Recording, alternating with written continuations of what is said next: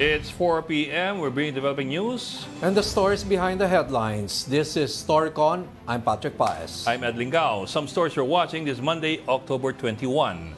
The House Quad Committee has invited former President Rodrigo Duterte to the hearing on EJK tomorrow.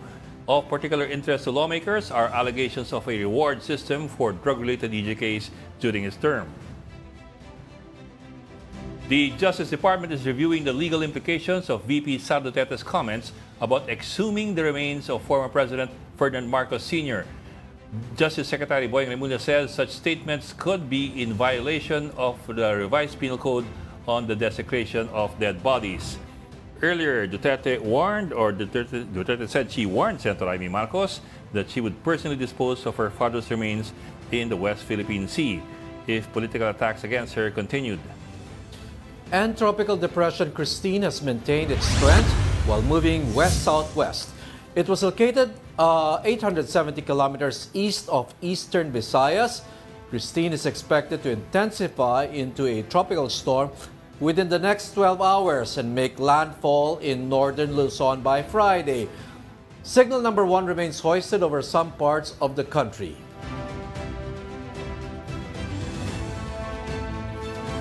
And joining us today, both on Zoom, Storycon's resident political pundit, Tito Ronald Llamas. Tito Ronald, okay. And from the Philippine Star, Editor-in-Chief, Ami Pamintuan. Magandang Happy Monday! Hi, happy Monday. Happy Monday. Patrick, Yes. mukhang napahamak ako nung book launching ni Mogs eh. Sana hindi ka nang hawa, no? Pag may sinipon sa amin, ikaw sisisi namin. Talaga. Ayan na. Alam mo, Ronald, may hirit lang si Regina Hing, yung isa sa mga anchor natin. Yan daw kasi nakukuha mo dahil namamangka ka. Yun.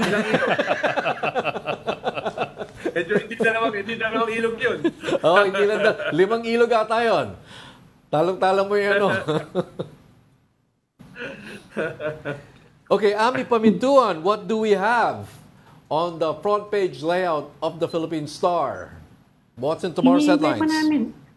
Iniintay pa namin yung formal acceptance ni former President Rodrigo Duterte ng invitation nga ng House Quadcom. Dahil sinabi niya last week na he's ready na daw to face the Quadcom specifically. Hindi yung Senate. So iniintay namin ngayon any word from Davao. Saka, kung speaking of Mindanao, naalala niyo pa ba, Ed? Yung Sipadan. Muntik ko na makakalimutan. All along akala ko may conviction na. Ngayon pa lang pala na-convict, yung mga kidnapper. That was in 2000, way back in 2000. Sipadan hostage crisis. Sipadan, yes. Abu Sayyaf. Ngayon pa lang pala, nagbabasketball na yung mga Abu Sayyaf doon sa Taguig. Akala ko all the while, matagal na silang convicted. Okay, can you refresh our memory, Ed? Sipadan, sa dami ng mga nangyari kidnap for hostage sa Mindanao, Sulu, Basilan area. Now, what is Sipadan nga pala? Is this the same as Dos Palmas? Yun yung pinaka-notorious. Sipadan yung kusa dinala, yung mga Na. victims. This was in the year 2000. 2000. Dinala sa Sabah, Malaysia, 21 hostages from the dive resort of Sipadan. Para pala sa dive resort. Okay, they were abducted in Malaysia, in Sabah, and brought to the Philippines. Holos, Sulu. Okay. Yes. Yeah. Iba pa yung Dos Palmas. Dos Palmas sa Palawan. The Dos Palmas kidnapping was local tourists in Palawan who were brought to Sulu. Ito, in this case, in Sipadan, they were brought from Sabah to Sabah. Holosu. And these were consisted of mga foreigners, I 19 understand. non-Filipinos. Yes. And 19. two, I think, Filipinos. Okay, so ngayon And lang two finally Filipinos. na-resolve. Okay, but we have another kidnapping. We have another kidnapping, I understand, kidnapping case in Zamboanga, in the Zamboanga area, involving an American. Is it Siocon? Siocon, I think. Sibuku. Yes. Siocon pala yung Kay Cesar Soriano. Kay Mayor Cesar. So this is in Sibuku. In Zamboanga del Norte. Okay. Yeah. An American married to a local. Meron daw na FBI ngayon na tumutulong lang naman according to the AFP FBI tumutulong sa pag-iimbestiga niyang latest kidnapping. Kasi remember, yung sa Dos Palmas, meron ding American doon. He was beheaded eh. Yeah, Right. yeah. Remember, isa Right. siya. Siya yung nabehead. Okay, at this point, Kasama, Nakalimutan ko Ami, na yung Dos Palmas. College pa yata ako niyan eh. Ako? oo nga, ang tagal ano? Yan ang fake College news. pa ako niyan. Yan ang fake news. Yun na nga, Tito Ronald. okay, at this point, Ami Sige, Tito Ronald, let's Ronald. bring in our resource. Congressman Ace Barbers, lead of the House Quad Committee hearings. Welcome back to the Storycon, Congressman Barbers. Good afternoon, sir. Hi, Hi. Congressman. Hi. Hello, good afternoon, at thank you for having me again. Yes, first question, Yes. Congressman. Have we heard from former President Duterte? Has he confirmed for his attendance in your hearing? As of this time, wala pa kami natatanggap na confirmation mula sa camp ni former President Duterte. Pero sir, nag-interview siya sa SMNI nung Friday. Sabi niya, ang daming pinapatawag ng Quad Committee. Ako na lang kaya pumunta. Ako na pupunta diyan para malinaw lahat. Although he said it on cam, pero ingay, walang feedback sa inyo. Wala man lang abiso. Wala pang feedback as of this time, no. Pero alam naman ni former President yan na matagal na namin siyang iniimbita. And I'm glad that he mentioned sa kanyang program, sa interview sa SMNI, na pupunta siya. So, but as of this time, as we speak, wala pa kami natatanggap. What Pero would be Congressman, the... sinerve ba? I understand pinaserve niyo sa Philippine National Police yung formal invitation. Na-serve ba Yes, yung no, invitation? Kasi baka yun ang sabihin niya. Nagpatulong kami sa PNP to help us deliver the invitation to his residence in Davao. So as of now, I think baka meron ng kasi kina-airport to airport yung letter nung isang araw pa yata yun. Hindi ako nagkakamali Yes. nung Friday, but hopefully baka nakarating na yun sa kanya by this time. Kung ano po yung magiging particular interest ng Quad Committee dito sa magiging, if ever, testimony ni former President Duterte? Ano po ang, where will you zero in? Well, first of all, of course, we want to get his idea on the implementation of the war on drugs. No, we want to ask him kung totoo bang merong reward system. That's one. No, number two, what has the leadership before done to those who have committed abuses, no, doon sa pag-implement ng war on drugs. Kasi apparently, maraming mga civilians, maraming walang kinalaman, pero namatay, no, dahil ito raw ay may involvement sa illegal drugs. So yan ang aming gustong malaman direct from the President. And I'm sure the members of the Quadcom has actually prepared several questions that would zero in the implementation of the war on drugs. Kong, good afternoon, Kong. Alam niyo naman yung proposal ni Bato at saka ni Senator Bongo na magkaroon ng motopropyo hearing sa committee ni Bongo na mukhang nireject naman ni Senate President Chis Escudero. May ganitong bang President's House na yung mga inaakusa siya yung mag-iimbestiga sa kanyang sarili? Wala pang ganun nangyari sa Sec Ronald, no, dito sa kasaysayan ng Kongreso. Mukhang sakasakali magiging first time ito. Pero sabi ko nga, we are happy na meron pong parallel na investigation din ng Senado tungkol dito sa usapin sa extrajudicial killings. Hindi po ito bago dahil marami na pong instances where parallel investigation being conducted by both houses, no, on several issues. Pero ito, yung pagkaka-implicate ng mga membro, wala pa hong nangyaring ganyang investigation. Congressman, ang latest, you are willing now to have a joint investigation with the Senate.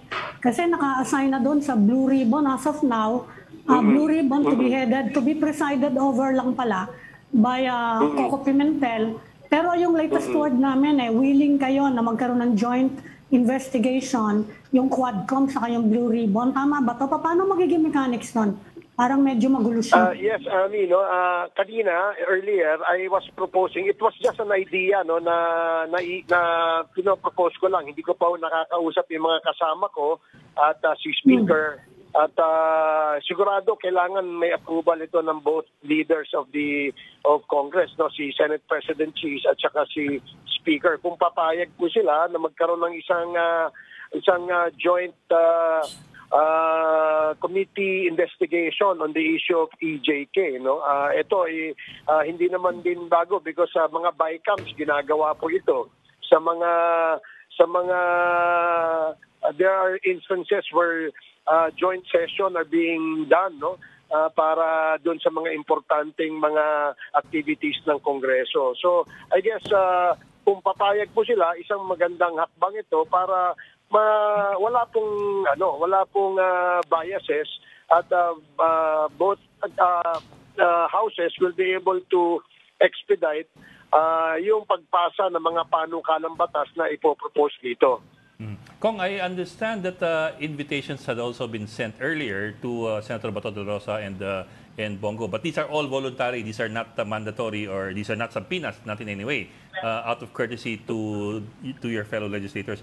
Pero kung si dating Pangulong Digong, kung sakali lang siya mismo papakita bukas sa inyong komite, kailangan pa rin ba maging voluntary ang pagpapakita o pagpapaimbita sa dalawang senador?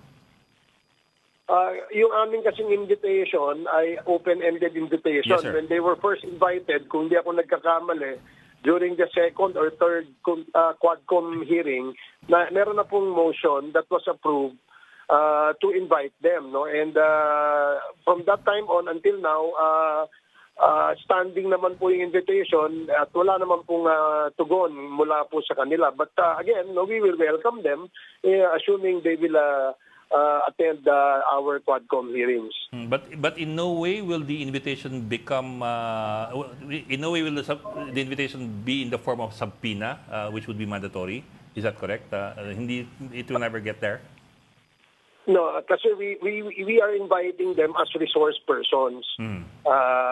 And of course, being a member of Congress as well, we extend yung sinasabi nga naming courtesy, o yung interparliamentary courtesy dyan sa kanila, no?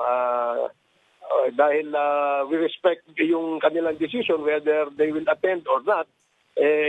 We will afford them the courtesy of respecting that decision of theirs. Okay, Congressman Barbers, ito po bang si Colonel Edilberto Leonardo? Will he still magpapatuloy ba yung kanyang testimony sa Quadcom? Yes, tuloy-tuloy yan kasi hindi kami natapos nung last hearing namin. Medyo humaba yung aming discussion dun sa revelation at affidavit na binigay ni Colonel Rina Garma. Kaya itong hearing namin ngayon ay kay Colonel Leonardo naman. Okay, medyo nagulat po kami dun sa naging affidavit ni Colonel Garma, no? Should we expect a similar affidavit or a bombshell from Leonardo in the coming days, Congressman Barbers? May ganun din kaya mangyayari?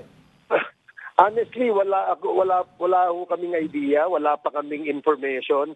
But of course, we would welcome that kind of a affidavit kapag meron pong ganyan. But ngayon, as we speak, wala pa ho kaming information tungkol dyan. Okay. So kung walang katotohanan yung kumakalat dati na chismis na naunang gumawa ng affidavit si Leonardo, kaya gumawa na rin ng affidavit si Garma. Walang katotohanan yon. Walang katotohanan yun, Sec, no?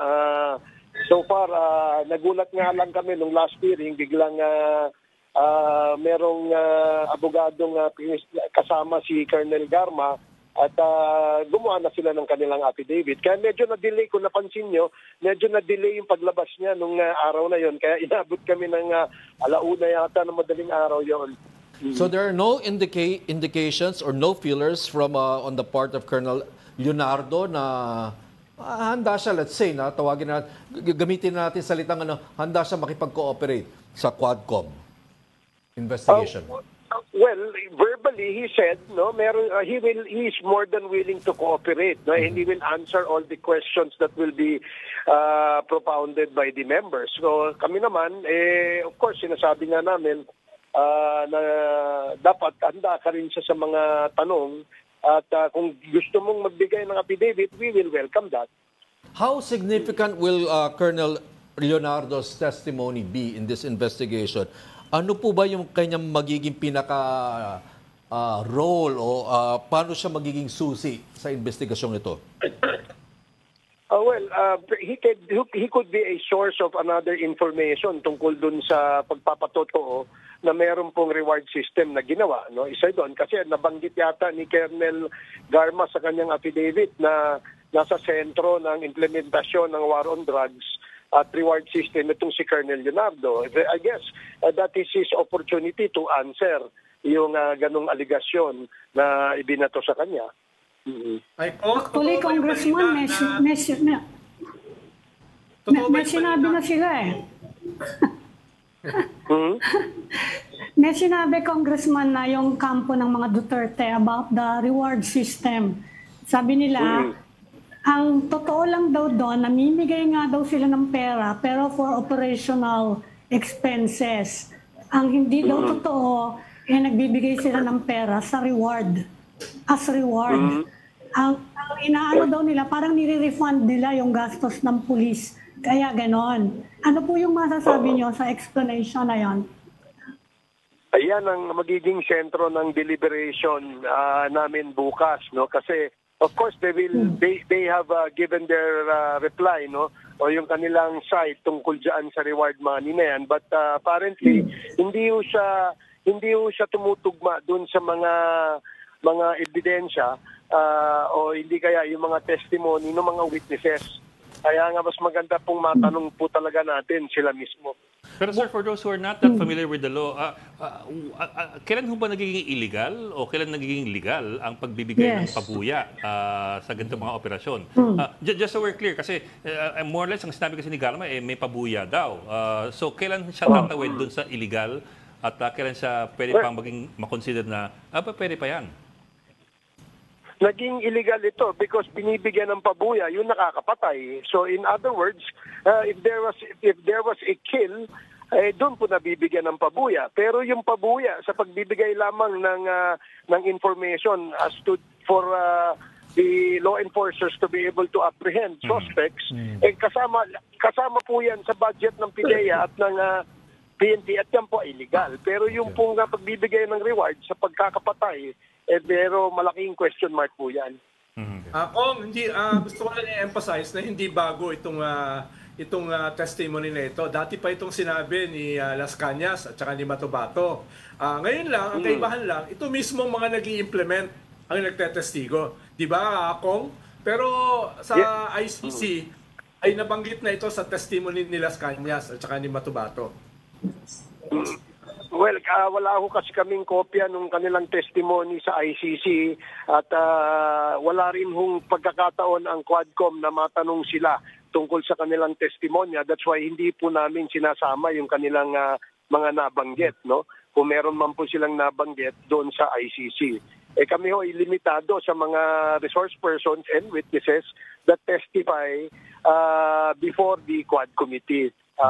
Doon lang, parang yun ang aming limitation sa ngayon. Pero kung if you had the opportunity, would you, for example, consider the affidavit submitted by Las Cañas, it's 180 pages more or less, or even have him testify over Zoom if he is not in the country? Is that among the options that you are open to? Well, we wanted to invite Las Cañas dito sa committee hearing ng Quad. Kaya lang, I think meron yatang embargo because he's already out of the country and he's a vital witness of the ICC, I believe. Kaya hindi po namin siya ma-access. Hindi naman po, kahit naman magpadala siya ng affidavit, hindi rin po namin ma-entertain yun because we can never ask questions to him base dun sa kanyang isasubmit na affidavit. But would you be willing, for example, to invite him to give a deposition and be available for a question and answer by Congressman, even over Zoom, Just in case that just in case he agrees to it, would you be willing to extend that kind of invitation? Yes. In fact, we already did. We tried getting him, kaya lang hindi nga siya ma-access because apparently he's already out of the country. So if he's willing to make a deposition and appear via Zoom sa committee hearing, if we're given that information, we will invite him. Congressman, kung sakasakaling matuloy yung joint hearing ng House Quadcom saka ng Senate, paano magiging mechanics noon? Saan siya gagawin? At saka in the first place, ang sabi naman nila Senators Bato and Senator Bongo, ayaw nga nila kayong harapin eh. Paano yung magiging mechanics kaya kung sakasakali?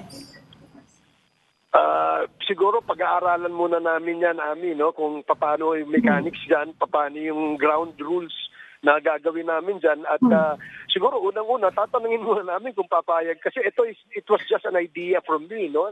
Naisip ko lang para walang usapin tungkol sa itong investigasyon na ito ay pampolitika lang. Itong investigasyon na ito ay walang pupuntahan. Mas magandang mag-usap yung dalawang houses, mag-conduct tayo ng isang joint committee investigation dahil ang issue ay isang malaking issue of national importance, itong EJK. So isang isang issue na dapat masolusyonan sa pamamagitan siguro ng pagpasa ng mga panukalang batas na gagawin ng mababang kapulungan at ng Senado. On a different note, Kong, more than a week ago, binanatan kayo ni ex-human rights lawyer Harry Roque. Yung ba ay nakaabot sa inyo? Sinagot nyo ba siya? Hindi namin alam yung sinasabi niya. Ano bang sinabi niya? Sabi daw niya, kayo daw ay sinuportahan nyo yung Tokhang before. No? At ngayon, kayo nag-iimbestiga sa Tokhang. No? Yun yung sabi niya. Hindi ko alam kung saan underground bunker siya nang galing nung sinabi niya yun. Alam mo, natatawa nga ako dyan dahil unang-una, yung sinasabi nila, nagbago daw yung aking personal na posisyon tungkol dyan sa war on drugs na yan.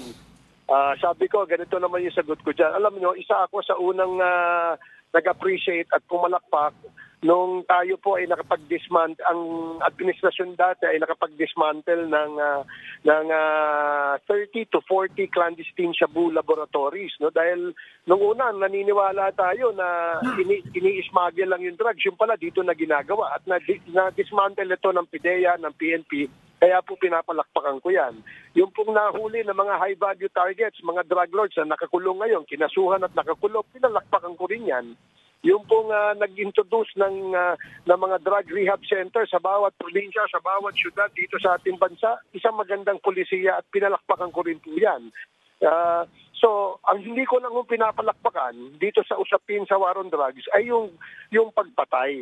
Ako po'y kumukundina na ang pag-i-implement ng war on drugs ay hindi ko kasama yung pagpatay sa mga walang habas sa pagpatay sa mga inosente. Kasi meron po na mga umabuso na mga kawani ng ating Philippine National Police at kawani ng PIDEA na ginamit yung war on drugs bilang justification sa kanilang pagpatay. Okay, so yun ang kinukundin ako. I never changed my position kaya nagkakamali si Attorney Harry Roque kung yun ang kanyang paniwala. Hindi ako kagaya niya na nung una galit na galit siya, kinakampanya niya wag iboto si President Duterte, pero pagkatapos siya naman ay hindi ko alam kung anong nakain ito at nag 180 degrees turn around ito. Sir Kong, I just wonder, is the House of Representatives actively searching or looking for former Press Secretary Harry Roque? Interesado ba silang lumutang ito si Roque at humarap sa komite?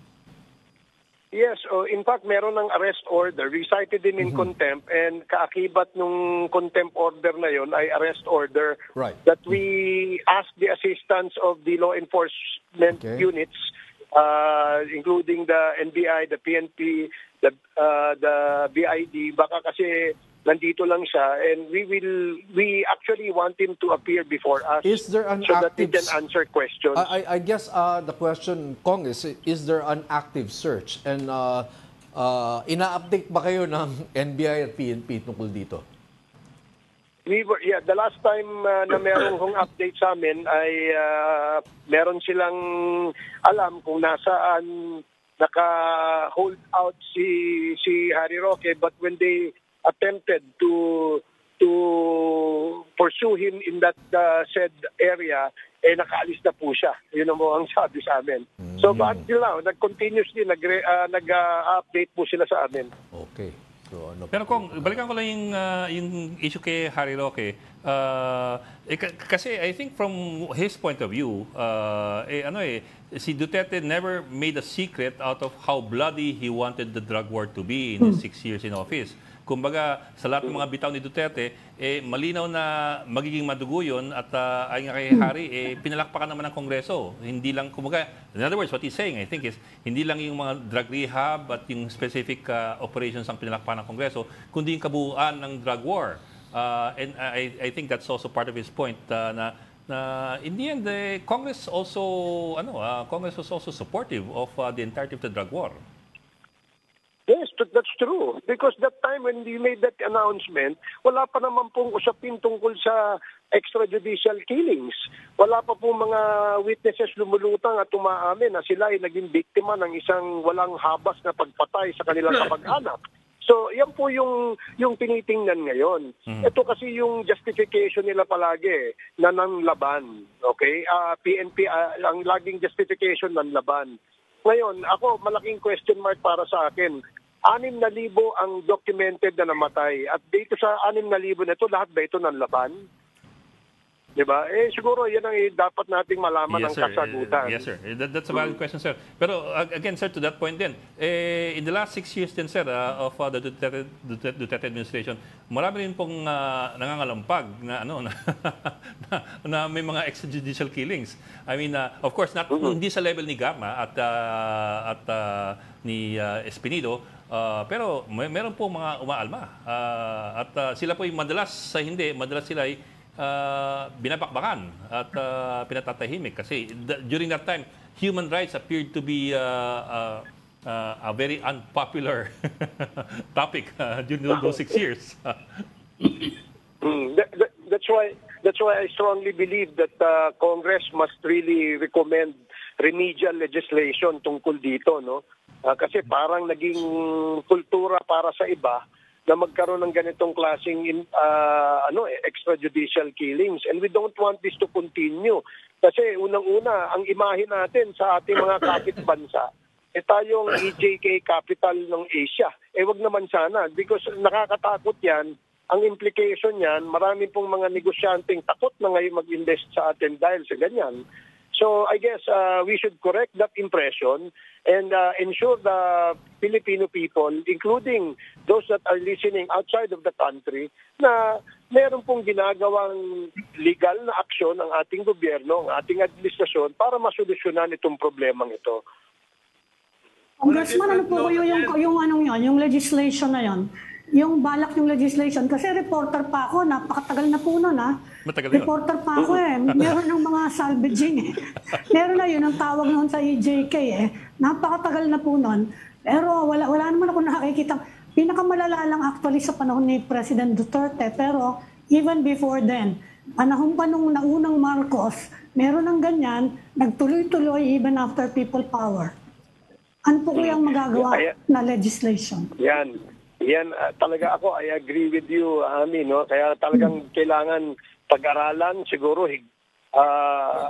pagtingnan mabuti, no? Kung ano ba, kaya nung last week, nag-file kami ng proposed legislation, clearly defining what are the parameters of the extrajudicial killings, sino ang maring mag-implement nito, at ano yung karampatang parusa dito. Of course, a lot of the critics would say, meron na tayong batas dyan Yes, we do understand na may batas. Itong panukalang batas na to, clearly defining what EJK is, hahasain pa ho ito, pag-aaralan, pag-iisipan pa ho ito ng mga miyembro ng komite, pareha sa Senado at saka sa lower house, nang sa ganun mapagtibay itong batas na to, nang hindi na po mangyari ulit sa atin. No?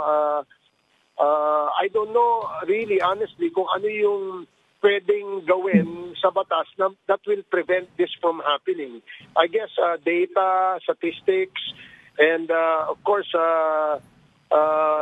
the existing law must all be combined, no? Para gumawa tayo ng isang magandang klaseng batas para ma-prevent po ito from happening. Di ba kung may proposal kayo na gawing heinous crime ang extrajudicial killings? Ano na status nun? That kakafile lang ho namin yan last week. Yun nga, pag-uusapan pa yan, hahasain pang mabuti yan kasi there are some provisions of the proposed legislation na tingin namin kailangan i-improve, kailangan i-edit, kailangan i-ano. So, wala pang ano yan na pag-uusapan pa rin namin yan within the next when we resume session by next week. Okay. Kong, on another note, nagsalita na yung mga supporters ni Vice President Sara. Pinapaliwanag yung kanyang press con. Sabi ni Panelo, parang yun lang naman, katulad lang naman daw yun ang ginagawa ni Digong, hyperbole. Sabi naman ni Malutikia, symbolic lang daw yun, yung sinabi ni Vice President Sara. Ano bang tingin nyo dun sa ganung klase mga paliwanag na dinadownplay yung kanyang mga atake sa gobyerno at saka kay Presidente Bongbong Marcos? Kasi sa tingin ko, no, although it could be an expression of the Vice President without probably realizing ano yung magiging epekto nito sa pananaw ng ating mga kababayan. Itong sila Attorney Panelo at saka siguro sila Miss Malu Tikia, lumalabas na sila yung nag-justify o nag-explain ito. I don't know what the objective really is. Maybe to help convey the message that it was all hyperbole at nothing serious about these statements. But iba po yung pananaw po ng marami dyan. Yes. Okay, maraming salamat. Congressman Ace Barbers, lead sa House Quad Committee investigation. Maraming salamat po. Thank you very much Congressman. for the time. Thank you. Bye. Is Attorney Senator Coco Pimentel on the line Hello. already? Si Senator? Senator? I'm here. Okay. Ay, sino pala? Okay. Sige, sige. Yan na. Sir, magandang hapon. Hi, Senator. Thank you for joining us. Senator Coco Pimentel. Kumusta signal ko? Okay, sir. Very, very good. Of course, Okay na. yes, sir. Thank you. Yes. Yes, sir. Of course, we invited you kasi we understand that you will be presiding over tama na? The Senate Committee of the Whole to investigate Yes. the drug war. No. Actually, Blue Ribbon. Sorry, Blue Ribbon pala. Blue Ribbon. Subcommittee. Yeah, the Blue Ribbon Committee. Yes. In place of PIA. Yes, that- Yes, sir. Yes, sir. Tell us about it. That is the plan. Nandito nga ako sa Senate ngayon to await the formal communication. But the plan is subcommittee of the Blue Ribbon. Sir, your Senator, target, sir. anong na status ng proposal ng Bato at ni Bongo? Yung kanilang proposal na motu proprio, mag-imbestiga yung committee ni Bato. At yan ba ay na-reject na? Tapos na ba yon? Or is it nakasalang pa rin? Para sa akin, practically rejected ngayon kasi ang ginagawa ng Senate ngayon, we are following the rules. Na Blue Ribbon lang yung pwede mag-motopropyo. Kaya nga kung hindi kaya ng chairman, nagsa-subcommittee pa kami. So we are really taking pains. We are really exerting the effort na masundan yung rules namin. Yes. Senator, may proposal si Congressman Ace Barbers na mag-joint investigation kayo with the Quadcom. Open ba kayo doon? Medyo mahirap siguro yon. Maganda yung idea theoretically, pero paano namin gagawin? Parang mahirap masyado, parang bycam yan eh. Mahirap. Anong tawag kaya doon, Bok? Quad? Yun nga sabi niya eh, kasi nagbabaycam naman daw kayo eh, di kaya naman daw Quintuple siguro committee. yun, joint. Quintuple. Sabi niya. Hindi ba Pentagon? Hindi nyo alam gano'ng kahirap mag-schedule ng bycam. Ha? Ang hirap Yeah. mag-schedule ng bycam kasi yung availability ng lahat, tinatanong mo pa eh. Mahirap po yung bycam. Sir, how different do you So think... is it safe to say na cool yung Blue Ribbon Subcommittee to a joint to a joint hearing with the Quad Committee? Pwede na ba namin sabihin Theoretically, yun? maganda. Hindi, theoretically maganda, pero mahirap i-execute, kaya kanya-kanyang hearing na lang kami. At saka, yung Quad Committee kasi, malalim na yung ano nila eh. Matagal na Yes. silang nakalarga eh. Matagal na sila nakalarga, malalim na yung topics nila, marami na sila narinig na witnesses. Senator Kami Coco, naman, Yes. hindi naman namin pwedeng i-assume namin na i-agap namin yung records nila. Bawal naman namin gawin yun. So, we have to start from scratch. Senator Coco, we asked this of Senator Franklin Drilon before. And anyway, since kayo mamumuno sa hearing nito, would you require Senator Bato de la Rosa and Senator Bongo to, let's say, inhibit themselves from the investigation, considering na medyo involved sila dun sa magiging investigation? Hindi, mag-participate sila. Member sila ng Senado, member sila ng committee, member sila ng subcom. Pwede silang mag-participate kung gusto nila. Actually, I encourage them to participate. Pero sir, participating is one thing, but will they also be asked Question. questions of, as witnesses or resource persons? I don't know what you call it, but No, kasi iba yung participation eh. They are not resource persons. They are members of the committee. So they will be given time to ask questions. Pero sa interaction namin as chairman, pwede ako tanong sa kanila. Pero hindi sila force sumagot. Pwede nila sagutin. Pwede rin nila hindi sagutin. Kasi you might have the awkward situation, Senator Coco, no, where, for example, if hindi maganda yung nagiging pahayag ng resource doon sa investigation nyo, medyo baka ma-intimidate sila doon sa presence ng dalawang senador. Especially if they have the floor. Yes. Yes, Oo. dagdag doon, Senator. Di ba medyo hindi naman delikadesa na iimbestigahan mo yung sarili mo?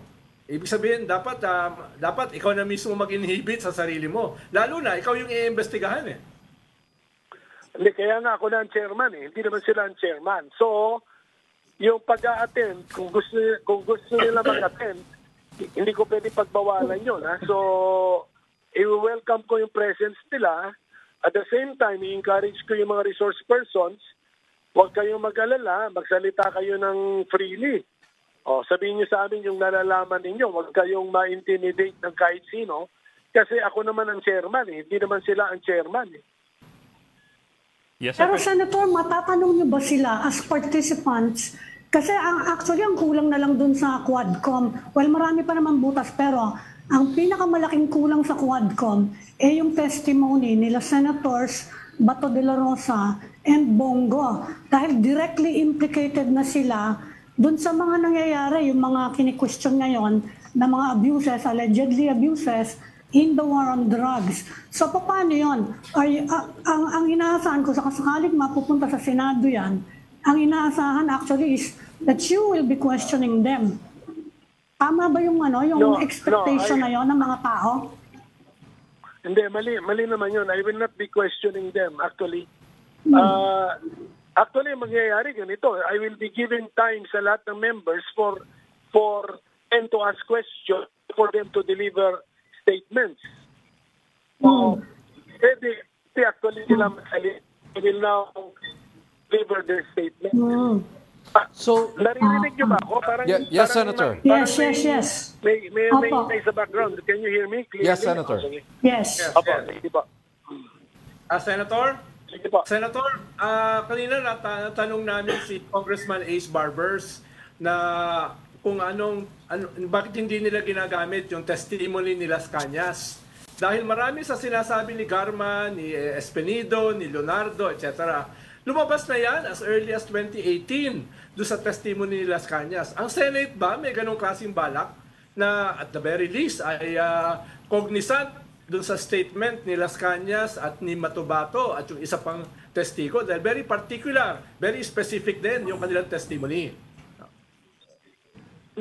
Pinapaaral na namin yan, pinapabasa ko ngayon yan. Pero, ang sabi ko lang sa staff ko, concentrate kami sa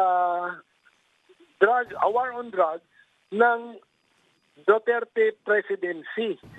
So wag kami matempt bumalik sa nung time na mayor siya. Kasi dito tayo sa war on drugs, 2016, June 2016 to June 2022. Para focus po kami. Hindi na kami babalik sa time na mayor siya. Okay naman yon, Senator. Pero sabi nga ni Garma, ang template na ginamit nila ay yung template ng Davao. So, ibig sabihin, may kaunting ugnayan. No? Kaya mahalaga na balik paano. No? Hindi. Pwede, kung sino yung nagsasabi na, kung sino makabanggit ng Davao template, ipapa-explain natin yon. What is that Davao template? Yun lang. Pero wag na natin buksan uli yung time na mayor siya sa Davao. Yun lang yung point ko. Dito na tayo sa time na presidente siya. Yan yung pag-usapan natin.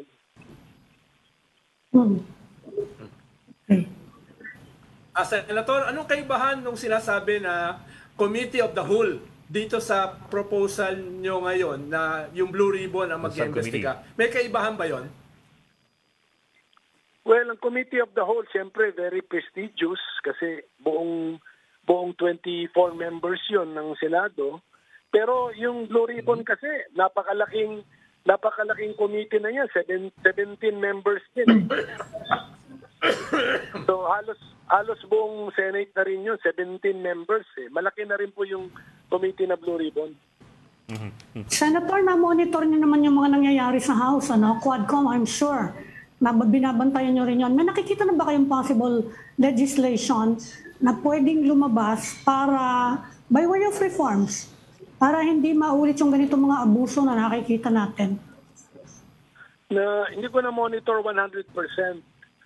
Pero yung possible legislation actually should really be focused on the PNP. Yes. Meron kaming PNP reorganization bill noon, pero na-veto ni Presidente. So, mabuti kung balikan yun. Talagang lahat ng natutunan dito sa investigation na ito, dapat i-take into consideration para sa PNP modernization or reorganization. Lalo na siguro yung internal affairs. Senator, bakit po na-veto? Senator, bakit na-veto ni Presidente yung bill? Maraming reasons doon. Hindi ko na masyadong matandaan yung mga reason niya, pero parang hindi yata niya nagustuhan yung laman ng bill na yon. Grabe naman. Okay, maraming salamat, Senator Coco Pimentel. Thank you. Thank you very much. Thank you, sir. Okay, Thank you, sir. Thank you po. Okay, we just want to redispose Ronald Ami, coming from the son of Senator Amy Marcos, Governor Ilocos Norte Governor Matthew Marcos Manotoc. Basahin ko lang, Good afternoon. I'm very saddened by the recent statements of our dear VP Inday Sara Duterte. Most of all, I was shocked to hear that Senator Amy Marcos was included, as Senator Amy has been a very loyal friend and supporter to Sara for many years. In my few interactions with VP Sara, she was always friendly and professional. It's very disheartening to see her making things personal. As many say, this is just politics. I'm reminded of an MLK Jr., Martin Luther King Jr. quote, "Darkness cannot drive out darkness. Only light can do that. Hate cannot drive out hate. Only love can do that." I hope VP Sara finds peace and we wish her well. Matthew Marcos Manotoc. Now, to your point, Ronald, alam ko, sinabi mo ang question in one of your, dun sa kabilang ilog na pinagbabangkaan mo, Parang, I think it was TBS, the big story. Parang, is it friendship over for Senator Amy and VP Sara? So, medyo hindi maganda ang bagsak doon sa mga pamilya ni Senator Amy Marcos, yung naging pahayag ni VP Sara Duterte. Dahil nilaglag talaga ni Vice President Sara si Amy. Nilagay talaga niya sa spot si Amy. At ang sabi niya, hindi daw sumagot. Well, not only that, Ronald, I think we all know how dear the late President Ferdinand Marcos is to her daughter, Senator Amy Marcos, and to hear those words, na huhukayin at itatapon sa West Philippine Sea, I'm sure that didn't go down very well with Senator Amy Marcos. So medyo Medyo Karamihan mabigat ng mga karamihan ng mga speeches ni Amy, lagi niyang binabanggit yung kanyang amay. Right. Lagi niyang in-invoke yung mga ginawa, yung mga sinabi. Kaya ito ay medyo malalim, yung tama nito. Pero hindi lang si Amy yung medyo nalaglag, pati si Senator Manny Villar tinamaan.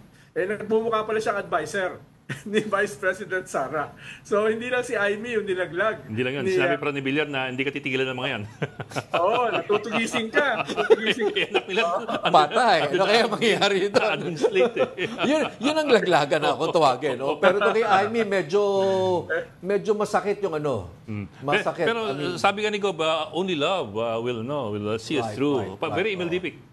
Oo. Tsaka, I mean, to say that about your brother, na kahit fantasy, let's call it a fantasy, a toxic fantasy if you wish, if you may, na medyo To make it public. may muestra pa na pupugutan ganon. Kahit ano lang yun, di ba?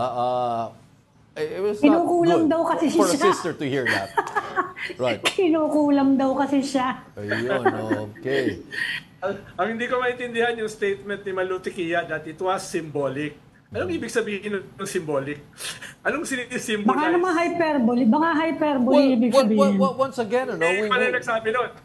Si Panelo nagsabi. Hyperbole. Hyperbole, oo. Well, that was a familiar Hindi, yung explanation we heard for the last 6 pinaka- years during Duterte, no? That things were, Surreal. hyperbole. Hyperbole at saka figurative ang lahat ng bagay. Yung mapaganyan mga bagay-bagay. Hindi, si Senator Amy yata kasi naglakad nung naglakad na mailibing sa libingan ng bayani. One of the first kaya things ganon. that President And ang Duterte dinaanan, did. pinagkaan yata through Sara, although she's not saying it, mukhang ganon yung nangyari. Kaya ganon ka, alam niya na napakalaking utang na loob sa kanya, I mean in her mind, no? Although if you think about it, talagang malaking utang na loob yun. Right. Pero nung Kaya binabasa ko, Ani, yung mga comments on different platforms, talagang overwhelming negative Siyempre naman. Wala kang makita. Siyempre naman, but that's her personality. At least nakita nyo, di ba? Napaka-revealing nung press conference na yan, actually.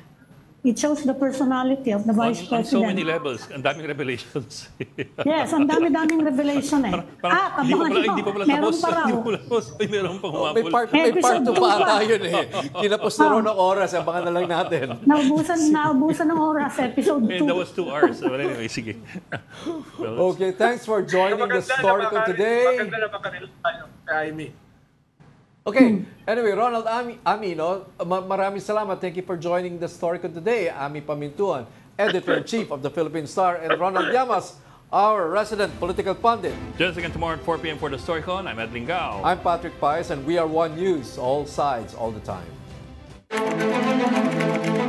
This is the Story Conference Group, or the Storycon Group.